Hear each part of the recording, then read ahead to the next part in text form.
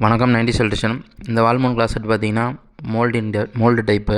அதாவது பார்த்திங்கன்னா இது மார்க் பண்ணுறது பார்த்திங்கன்னா ஒரு ஷீட்டில் வந்து வச்சு மார்க் பண்ணலாம், இல்லை சுற்றி மார்க் பண்ணி அளவு வச்சு நம்ம ஹோல்ஸ் பண்ணுறதுக்கு மார்க் பண்ண முடியும். ஆனால் நான் பார்த்திங்கன்னா சுற்றி வந்து மார்க்கர் வச்சு மார்க் பண்ணிக்கிட்டேன், ரசமட்டம் வச்சு.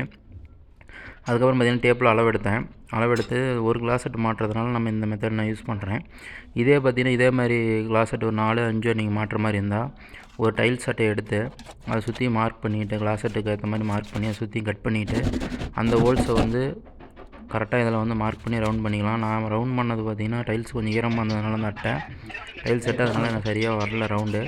இந்த மாதிரி வச்சு நீங்கள் மார்க் பண்ணிவிட்டு அதுக்கப்புறம் ட்ரில்லிங் பண்ணி ஹோல்ஸ் பண்ணி நீங்கள் ஏற்றிக்கலாம். இந்த மாதிரி போட்டிங்கன்னா நீங்கள் 4-5 கிளாஸ் செட்டுங்கிறத எடுத்து நீங்கள் மாட்டுறது தேவையில்ல. அப்படியே இந்த மார்க் வச்சு நீங்கள் டப்புன்னு எடுத்து மாட்டிக்கலாம்.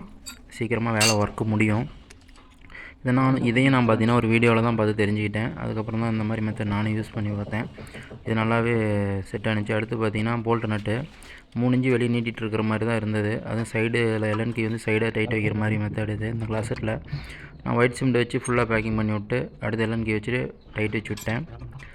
வச்சுவிட்டு ஒரு 2 மணி நேரம் கழிச்சதுக்கப்புறம் பார்த்தீங்கன்னா ஒயிட் சிமெண்ட் காஞ்சதுக்கப்புறம் தனி செக் பண்ணி எப்படி இருக்குது சொல்லிட்டு கமெண்ட்டில் சொல்லுங்கள். நன்றி.